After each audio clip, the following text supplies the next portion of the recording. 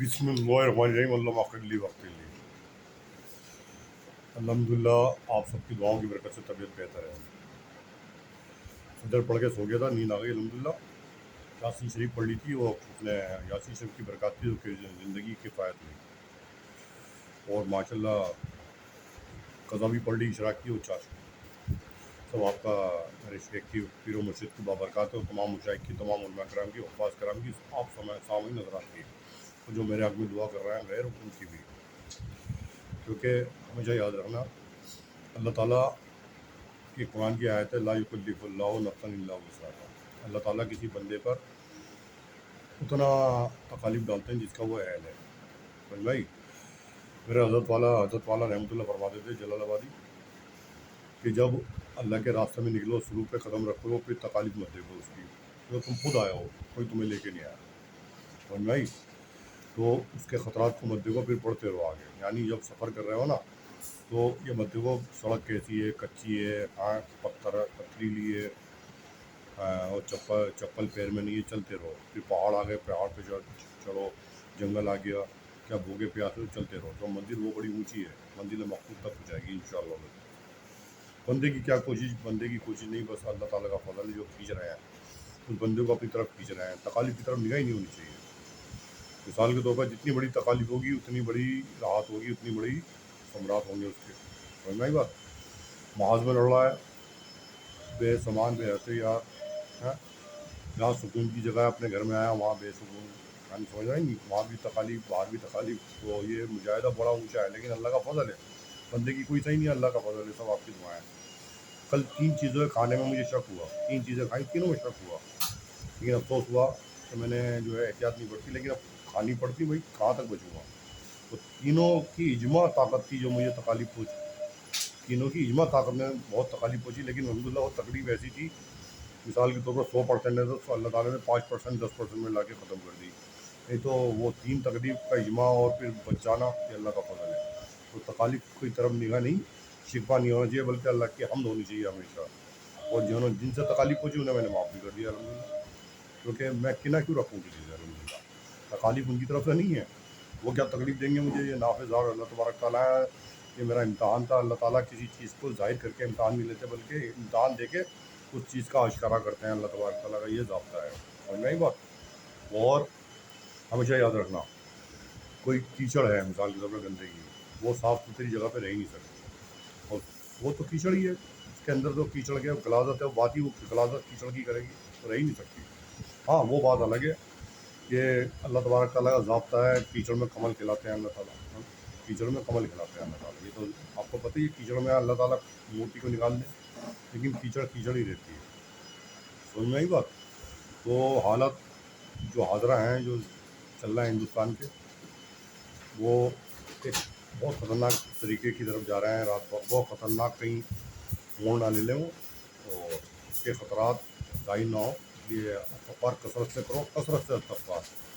और गुनाह हो रहे हैं, गुनाह को छोड़ो, हलाल रोज़ी की तरफ जाओ, हलाल रोज़ी की तरफ जाओ, गुनाह को छोड़ो, इस्तग़फ़ार करो, नमाज़ पढ़ो पाबंदी से। तमाम सामईन हज़रात से कह रहा हूँ, नहीं तो कि जान तो जाएगी जाएगी, बीवी बच्चे भी जाएंगे, बाद में सर पड़ के बैठ जाना। हमारी गलती की वजह से, हमारे गुनाह की वजह से बीवी बच्चों पे आ गई, क्योंकि जब आदमी बड़ा गुनाह करता है ना, तो अज़ाब आता है, तो बीवी बच्चे भी जाते हैं। समझ में आई बात।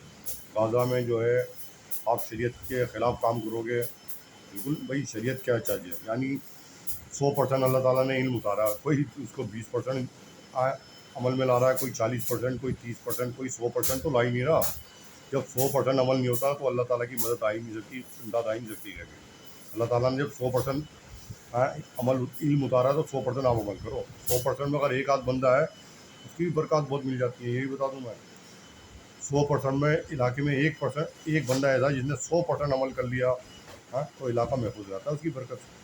ये भी मैंने पढ़ा है कहीं, कि कोई 100% अमल कर रहा है इल्म पर, उस इलाके में मौजूद है, उस इलाके में अज़ाब नहीं आ सकता जब तक वो बंदा वहाँ मौजूद है। ये अल्लाह ताला का कानून है, ज़ाब्ता बता दूँ मैं आपको। जब सारे ही ऐसे होंगे, फिर अज़ाब जब आता है, तो जब आता है अज़ाब, पर एक अज़ाब जब आता है, मिसाल के तौर पर कई लोग हैं 100% अमल कर रहे हैं इल्म पर, लेकिन सारे के सारे जो उनके साथ रह रहे हैं, मिसाल के तौर पर 1000 आदमी है, सिर्फ 1000 आदमी इसमें से 9 से 98 आदमी ऐसे हैं जो हराम खा रहे हैं, और हराम लुक़मा उनके पेट में जा रहा है, और गुनाह कर रहे हैं। लेकिन 2 आदमी ऐसे हैं जो 100% इल्म पर अमल कर रहे हैं, تو اللہ تعالیٰ ان کی برکات بھی انہیں نصیب نہیں ہوگی جو 998 آدمی ہیں، کیونکہ ان کا لقمہ ہی حرام کا ہے. تو عذاب آئے گا ہی آئے گا. بس یہ ہے کہ ان 2 آدمیوں کو بچا لیں گے اللہ تعالیٰ. بھائی تمہیں بچا سکتا ہوں، تمہاری برکات کے سے بھی محروم ہو گئی ہے. یہ لوگ اب تمہاری برکات بھی نہیں لے سکتے کیونکہ ان کے منہ میں حرام کا لقمہ جا رہا ہے، جو مسلمان کا جو ہے تقدس کے خلاف ہے. مسلمان اور حرام کا لقمہ وہ بات الگ ہے، بات نہ کرے، نماز نہ پڑھے، روزہ نہ رہے، لیکن حرام کا لقمہ کھا رہا ہے اوپر سے. تو ان کی 2 آدمیوں کی جو برکات ہے نا، ان برکات سے بھی محروم ہو جائیں گے 998 آدمی. سمجھ میں آئی؟ تو یہ ہیں تمام چیزیں شریعت کی. وہ جب تک پورا شریعت پہ عمل نہیں کرو گے 100%، یعنی علم ہے اس پر 100% عمل کرو گے، تو اللہ تعالیٰ کی غیبی امداد ملائکہ آئے گی. پھر تو دوسرا ہم پہ غالب آئے گا ہی آئے گا. سمجھ میں آئی بات؟ غالب آئے گا ہی آئے گا. ہم تباہ برباد ہوں گے، ہماری وجہ سے بچے بھی مارے جائیں گے. وہ چھوٹے چھوٹے معصوم وہ تو بے گناہ ہیں، اس لیے بے گناہ ہیں کیونکہ ہم ان کے ساتھ رہ رہے ہیں، وہ ہمارے ساتھ رہ رہے ہیں. جب ہم پہ عذاب آئے گا ظاہری بات ہے ان کی تباہی اور بربادی کا ذمہ دار کون ہے؟ بڑے جو شریعت سے ہٹتے ہیں. ساری باتیں میں نے لبے لبا بتا دیا. میں ہم بیان کرتا ہوں اللہ تعالیٰ کی اور کبھی شکوہ نہیں کرتا. اللہ تعالیٰ یہاں تک لا رہے ہیں اور آگے تک لے جائیں گے انشاءاللہ. ان کی مدد آئے گی آئے گی، لازمی آئے گی، لازمی آئے گی. بہت آئے گی، آپ دیکھ بھی رہے ہیں. اور جب آئے گی نا پھر، کیونکہ ہمیشہ یاد رکھنا اللہ تعالیٰ سمجھا کے مارتے ہیں اپنے بندوں کو، کیا نان مسلم ہو یا مسلم ہو. سدھر جاؤ سدھر جاؤ. کہ خالق وہ ہیں، بنانے والے کون ہیں؟ کوئی چاہے گا کوئی ایک میں آدمی موبائل بنانے والا ہوں، میں چاہوں گا اس میں نقص پیدا کروں، اپنے موبائل کو تباہ برباد کر دوں؟ نہیں، بلکہ اپنے بندوں کو سمجھاتے ہیں سدھر جاؤ سدھر جاؤ. نہیں سدھرتے پھر عذاب ڈالتے ہیں اللہ تعالیٰ مسلمانوں پہ بھی اور ان پہ بھی. ان پہ زبردست ڈالتے ہیں کہ تم سمجھ رہے تھے میں ہی ہوں، میری اقتدار، میری پاور. اب دیکھو تم جو بڑی بڑی سلطنتوں کو اللہ تبارک تعالیٰ نے گرا دیا، بڑے بڑے پیسے والوں کو زمین پہ لیا ہے، فقیر بنا دیا. تو محتاط کی ضرورت ہے اس بندے کو، صادق کو، کہ سوچ سمجھ کے کہیں قدم رکھے، سوچ سمجھ کے کہیں کھڑا ہو، سوچ سمجھ کے کہیں پانی پیے، سوچ سمجھ کے کوئی چیز کھائے کہ کم کھا لے. کیونکہ تجربہ بھی دے رہے ہیں اللہ تعالیٰ. کیونکہ آدمی منافقت کیے ہوئے، کیا بہت بڑا محدث کیوں نہ ہو، بہت بڑا عالم کیوں نہ ہو، اور اس کے اندر دل میں منافقت ہے، وہ تھوڑی ظاہر ہوگی لیکن اللہ والوں کو کچھ پتہ چل جاتی ہے نور سے. نور سے دیکھ لیتے ہیں اس میں منافقت ہے، تو اس لیے وہ زیادہ تر لوگوں سے بچتے ہیں. سمجھ میں آئی بات؟ محدث ہونا تو ایک اپنی بات ہے، عالم ہونا ایک الگ بات ہے، حافظ ہونا. لیکن تزکیہ اگر نہیں ہے تو سب یہ چیزیں پھر اس کے لیے نافی نہیں ہوگی. تزکیہ اصل ہے، تزکیہ سے ساری چیزیں نکلتی ہیں. ہم نے سوچا ہی نہیں تزکیہ کیا ہوتا ہے. سمجھ میں آئی بس؟